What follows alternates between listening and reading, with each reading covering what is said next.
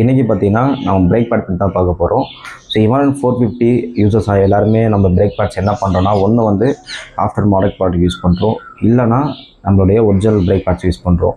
So original break பேட்ஸ்னாலும் சரி, after market ப்ராடக்ட்ஸ்னாலும் சரி, ரெண்டுமே அரௌண்ட் வந்து 3000 கிட்ட வந்துடுது. ஸோ அதுக்கு பதில் வந்து நான் யூஸ் பண்ணது பார்த்தீங்கன்னா 400 பிரேக் பேட்ஸ் யூஸ் பண்ணேன். ஸோ லாஸ்ட்டு வந்து நான் ஒரு 4000 கிலோமீட்டர் வரைக்கும் நான் ஓட்டியிருக்கேன். ஜஸ்ட்டு 350 ருபீஸ் தான்.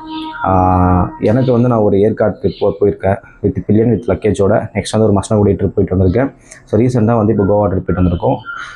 அரௌண்ட் மொத்தமாக கால்குலேட் பண்ணால் ஒரு 4000 கிலோமீட்டர் வந்துருச்சு. பிரேக்கிங் லெவல்லாம் வந்து சொல்லவே தேவையில்ல. ஸோ நான் கோவா ட்ரிப் போயிட்டு வந்தேன்னா பார்த்துங்க, கிட்டத்தட்ட அங்கே ஒரு 500 கிலோமீட்டர் வந்து ஃபுல் வந்து ஃபாரஸ்ட்டு வித் ஹில் ஸ்டேஷன் தான். ஸோ அதுலேயுமே வந்து பிரேக்கிங் லெவல் செம்மையாக இருந்துச்சு. ஸோ பெஸ்ட்டு வந்து நீங்கள் வந்து ஆஃப்டர் மார்க்கெட் ப்ராடக்ட்டை போகிறத விடையோ உங்களுக்கு ஓகேனா நீங்கள் போகலாம், நான் வேணாம்லாம் சொல்ல மாட்டேன். இன்கேஸ் உங்களுக்கு வந்து ஓகே, எனக்கு வந்து கொஞ்சம் பட்ஜெட் வைஸில் பார்க்கணுன்னா நீங்கள் இந்த பிரேக் பேட்ஸ் போகிறது பெட்டராக எனக்கு தோணுது. So further detail